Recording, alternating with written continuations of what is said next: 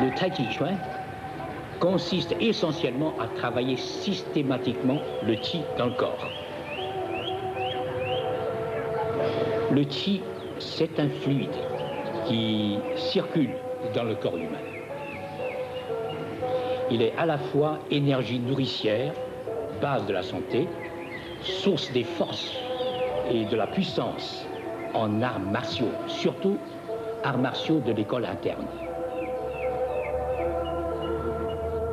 Le Qi, c'est enfin énergie vitale, ou même carburant de la vie.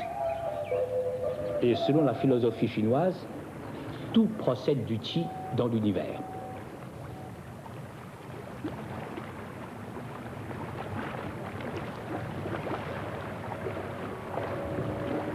Lao Tzu dit, il est un être indifférencié, né avant le ciel et la terre. Il circule partout sans jamais s'arrêter. Un jour, je me promenais avec quelques-uns de mes élèves dans la banlieue de Shanghai. J'ai vu un vieux bonhomme qui aiguisait des couteaux. Alors j'ai dit à mes élèves, regardez bien, ça c'est le Tai Chi Chuan. Vous voyez un petit peu comment il aiguisait son couteau. Hein. C'est pas comme ça qu'il aiguisait, mais il faisait comme ça.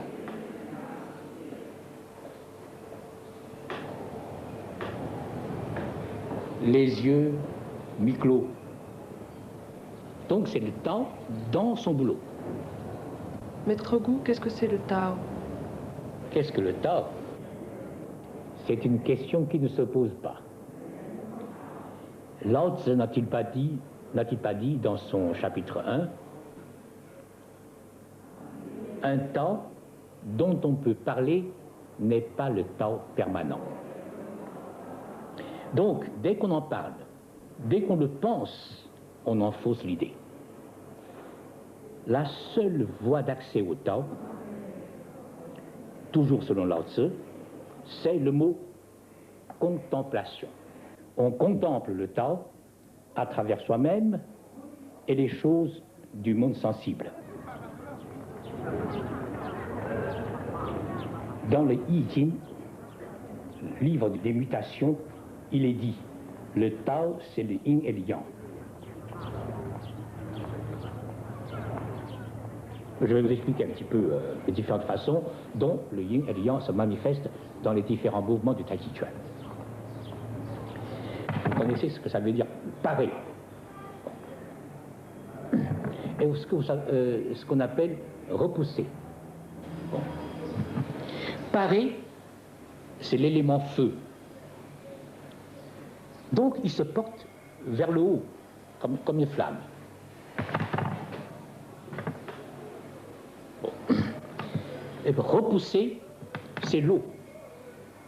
Donc il coule en avant et vers le bas. Parfois il se manifeste en vague, etc., etc.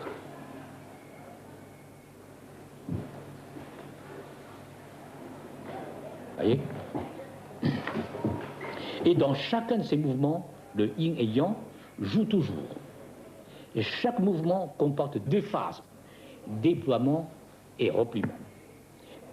Dans le déploiement se manifeste le yang. Il y a accumulation de l'énergie. Et dans le repliement, où se manifeste le yin, il y a restitution de l'énergie. Le premier, c'est la tension. Le second, c'est la détente.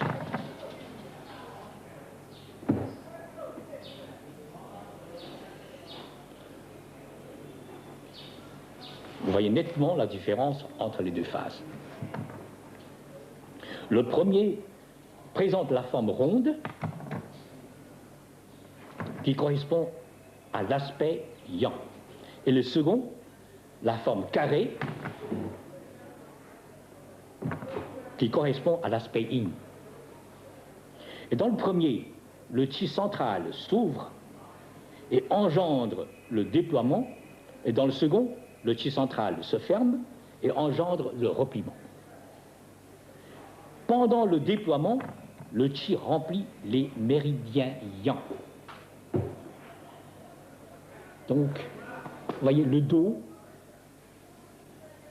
les côtés extérieurs des 4 membres sont à ce moment-là remplis de chi. Et dans la seconde phase, le chi remplit tous les méridiens I qui passent par la poitrine, le ventre et les côtés intérieurs des 4 membres. Comment appliquer ce principe, le yang et le yin, dans le tai chi? Vous avez le yin, vous avez là le yang, et là c'est le yang dans le yin et le yin dans le yang. Quand je commence la phase d'ouverture, je fais ça.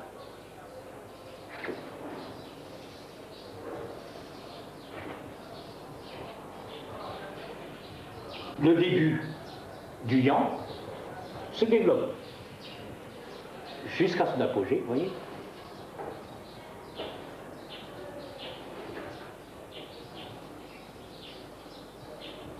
Et pendant que le yang se développe, le yin régresse.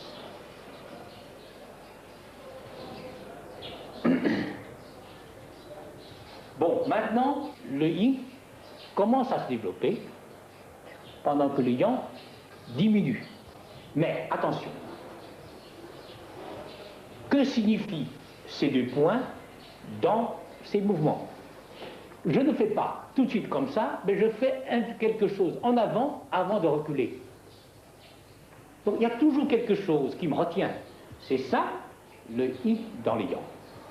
Et quand j'arrive là, je ne fais pas tout de suite un mouvement comme ça, mais un mouvement en arrière qui me retient. Ça, c'est le yang dans le yin, qui maintient l'équilibre, si vous voulez, de votre mouvement. Si, après de longues années de travail, on parvient à capter les mouvements naturels de son chi dans son corps, on s'apercevra que les mouvements circulaires, si vous voulez, ces circuits décrits par son chi, s'amenuisent, se réduisent petit à petit. Regardez, hein, au début c'est ça. Bon.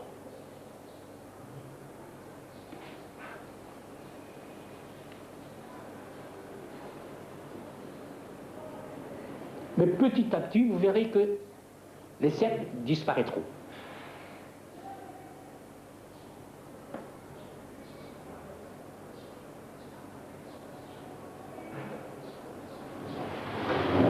Et le chi, à ce moment-là, tournera sur lui-même. Et l'homme retrouve son centre. Ce n'est qu'alors que l'on peut parler du oui, du non-agir. Un thème très très important du taoïsme. Lao Tzu a dit, par l'étude, on augmente chaque jour. Par le temps, on diminue chaque jour. On diminue quoi? Diminuer ses désirs, diminuer son moi, diminuer également toutes ces traces que sont ces cercles. Et de diminution en diminution, on arrive finalement au voué ou non-agir. Bref, le voué n'est pas du tout l'inaction. Bien au contraire, par le voué, le sage agit, et agit même beaucoup, mais sans trace.